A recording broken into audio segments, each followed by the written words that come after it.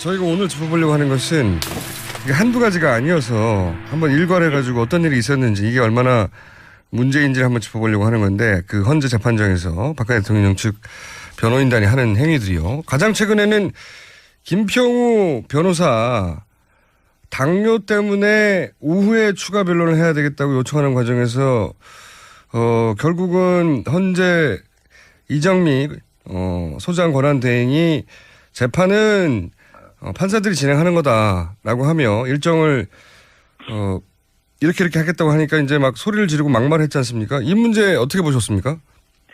예, 당뇨를 이유로 했다는 게 결국 쉽게 말하면 이거거든요. 자기가 당뇨가 있으니까 밥 먹고 하자, 재판하자 이겁니다. 그렇죠. 제가 예. 법조인 여러 번 해봤지만은 예. 판장한테 자기가 밥 먹을 테니까 밥 먹은 다음에 재판하면서 하는 거 처음 봤습니다. 뿐만 아니라 그 과정에서 오갔던 막말 그리고 고성 같은 것은 네. 재판정에서 일반 재판정에서도 그렇게 해서는 안 되는 거죠. 특히 헌법재판소라는 권위를 생각한다면은 네. 매우 부적절하고 잘못된 행위라고 봅니다. 네. 더군다나 그 이유가 당뇨인 것도 처음 들어보셨죠? 당뇨라는 말이 밥 먹고 하겠다는 겁니다. 밥을 먹어야지만이 그러니까요. 당뇨를 구할 수 있다 이런 처음 들어본 이유였고 그리고 헌법재판관 출신인데요. 이분은 이동욱 전 재판관도 이런 얘기를 했습니다. 이정미 대행과 그 헌법재판관으로 같이 근무한 기간이 겹치니까 이런 문제가 있지 않냐고 했더니 이정미 대행더러 스스로 물러나라 이런 주장을 했지 않습니까? 이게 말이 되는 겁니까?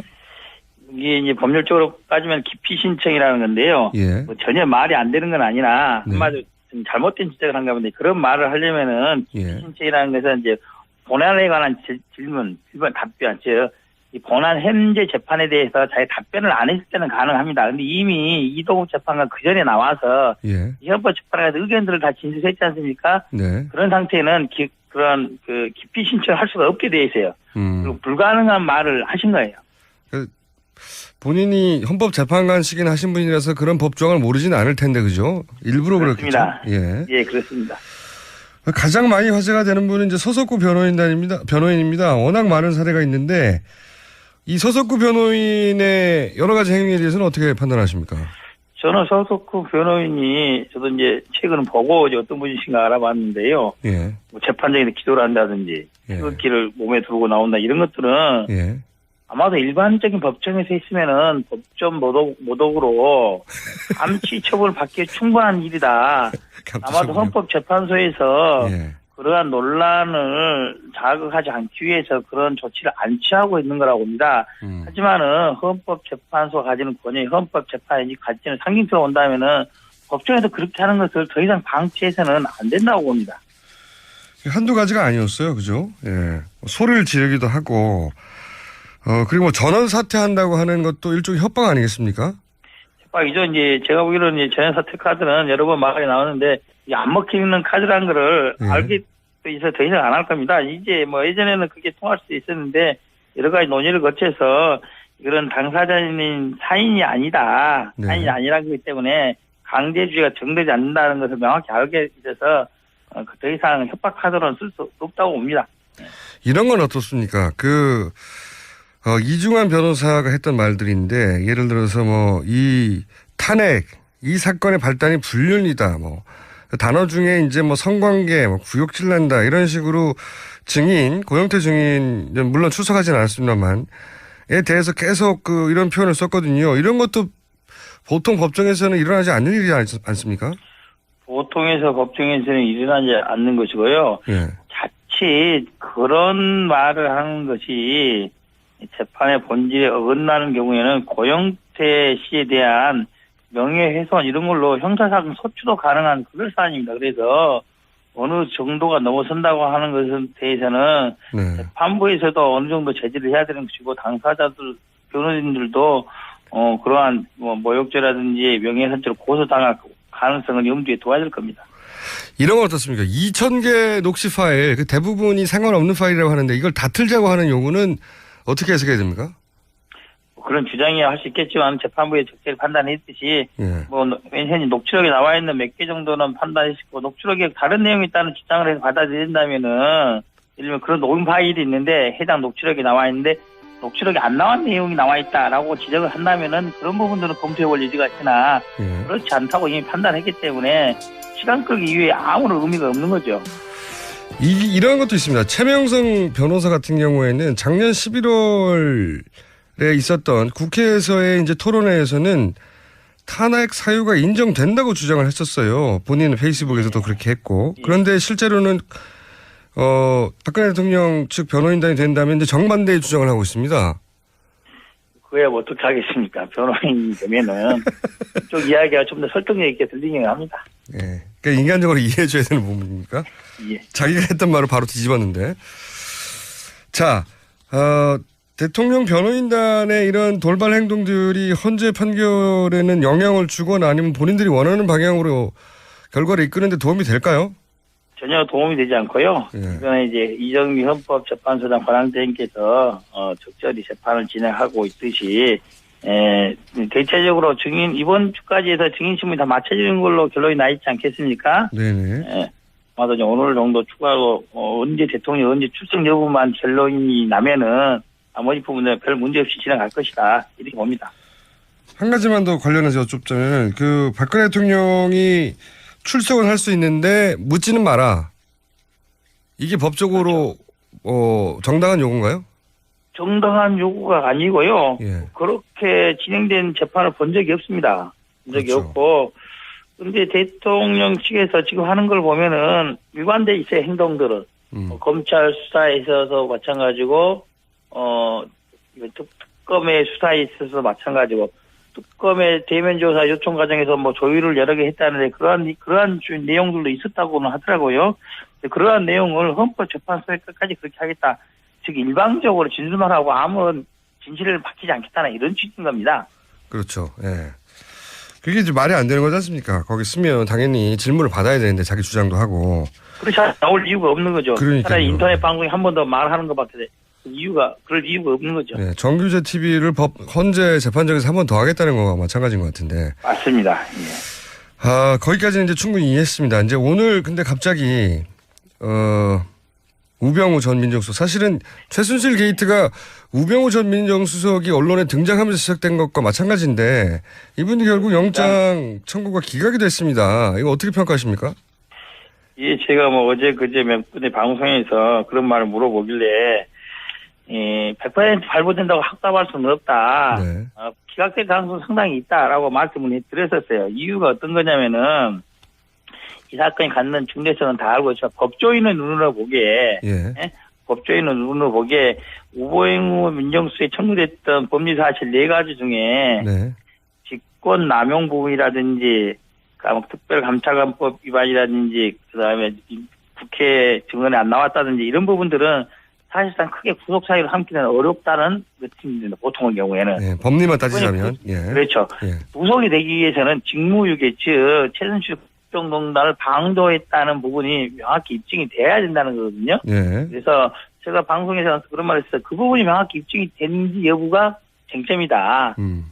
어떤 거냐면은 지금 우병우 민정수석이 어제도 그제도 그런 말을 했으면 나는 최순실 모른다. 그렇죠. 이걸 끝까지 이야기를 했어요. 그런데 이제 최근에 뭐 무슨 포스트 이슈란 이런 것들을 통해서 특검에서 알고 있다는 증거를 많이 댔지 않습니까? 정황을 댔죠. 그런데 그런데 법원에서 보기에는 우병우가 최순실을 알고 있다는 직접적인 증거라든지 간접적인 증거들이 부족하다고 판단하지 않았나 싶은 생각이 드는 거예요. 그래서 그런 점들을 확인하기 위해서는 그래서 청와대에 대한 압수수색이 필요했던 겁니다. 사실상. 그렇죠. 알았어. 그래서 아마도 특검이 오기로는 이 정도의 증거 소명 갖고 재판부에 발부해 줄 줄 알았는데 어렵다고 한다면은 시간이 충분하다면은 추가 조사를 통해서 그 부분을 보고한다면은 다음에는 영장을 발부해 줄 수 있을 거예요. 근데 이제 추가 보고한다면은. 네. 그 말씀을 하시니까 더더욱이 이제 특검이 연장돼야 된다는 생각을 하게 되는데 지금 특검 연장안 처리가 여야 합의를 통해서 이제 법사위를 통해서 상정되는 것은 어제는 실패했지 않습니까? 그렇습니다. 어제 제가 그 현장에 있었는데 실패를 했습니다. 그 권성동 법사위원장도 결국은 원론을 계속 얘기하고 있고 여야 합의가 돼야 된다고. 그렇습니다. 자, 이제 남아있는 수가 이제 직권상정밖에 없는 건가요? 좀 해설을 좀 해 주십시오. 이 국회법에 따라서 한다면은 네. 지금의 경우에는 이제 직권상정 경우밖에 없다고 보입니다. 예. 그런데 직권상정도 여의치 않은 게 국회의장이 직권상정을 해야 되는데 국회 선진화법에 따라서 세 가지 경우로 제한이 되어 있습니다. 그렇죠. 예. 첫 번째가 천재 지변이 있는 경우, 예. 두 번째가 전시사회나 국가 비상사 같은 경우, 세 번째가 이제 의장이 각 교섭단체 대표 중 합의하는 경우인데 지금 자유한국당에서 반대를 하고 있어서 여의치 않지 않습니까? 여야 합의는 안 되는 그래서, 것이고, 예. 예, 그래서 직권상정은 사실상 어렵다. 예. 이렇게 보고 있는 거고요. 그 이번 국회가 지금 3월 2일까지 예정돼 있습니다. 예. 그거 만기가 28일 아니겠습니까? 예. 사실상 며칠 없어요. 내일 이제 이번 주 목요일 금요일이 본회의가 예정돼 있기 때문에 그거 넘으면은 예. 24일 넘으면은 국회에서도 입법하기는 어렵다. 예. 이렇게 되는 겁니다. 예. 사실상 황교안 대통령 권한대행이 승인을 해야 되는 거죠. 승인을. 승인은 안 하실 거라고 보죠? 저는 안 할 거라고 봅니다. 이제 예. 단지 안 할 거라고 보는데 단순하게 황교안 권한대행 이걸 꼭 해라고 이런 식으로만 압박하지 말고 예. 조금 적극적으로 야당들이 대응을 했으면 좋겠어요. 예를 들면은 황교안 권한대행에서 승인을 오늘까지 안 한다고 한다면은 예. 이거는 국무위원, 국무총리에 대한 해임 건의를 할 수도 있기도 하고 그다음에 탄핵을 할 수도 있어요. 탄핵 소추도 할 수 있습니다. 즉 탄핵되면은 국무총리의 직위를 정지할 수 있지 않겠습니까? 그 탄핵을 하려면 똑같이 박근혜 대통령을 탄핵했듯이 그런 절차를 거쳐야 되는 거 아닙니까? 요거는 이제 국무총리에 대한 탄핵이기 때문에 예. 3분의 1 발의, 2분의 1 찬성이 끝나는 겁니다. 즉 야당만으로 할 수 있는 거예요. 그래서 그렇군요. 그러한 불명예를 안 잃을 것인지 말지를 선택할 수 있도록 그걸 압박하도록 사용을 해야 되는 거 실제로는. 지금 이제 말씀하시는 것은 황교안 대행을 탄핵이라는 수단으로 압박도 하고 그렇습니다. 그렇게 해서 황교안 대행이 연장에 동의하도록 뭐 저는 그렇게 나오더라도 동의는 안 할 것 같긴 합니다만은 이제 황교안 이제 권한대행의 특성이나 성격을 본다면은 만약에 이걸 안 해서 예. 본인에 대한 탄핵 소추안이 발의되고 의기를 낸다. 헌법처벌 어떻게 결론이 되다. 그냥 어쨌든 권한이 정지되지 않습니까? 예. 그게 가능할 거라 생각한다면 저는 도장 찍을 거라고 봅니다.